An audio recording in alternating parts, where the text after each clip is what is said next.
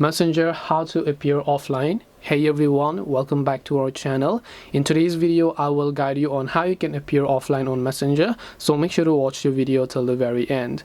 So if you want to appear offline on Messenger, you just want to turn off your active status so that you don't want other people to know that you are currently online. And in order to do this, open up the Messenger application, tap the three lines option from the top left, and then just make sure to tap the gear icon from the here. Once you tap the gear icon or the settings icon, just scroll here and you'll find the option called active status right here.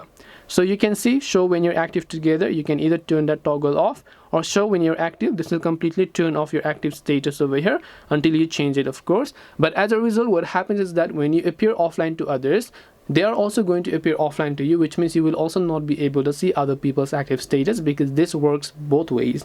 And this way you can appear offline on Messenger. Hope this video was very helpful. If you have got any questions, feel free to leave them down below. Thank you for watching till the end, and see you soon in the next video.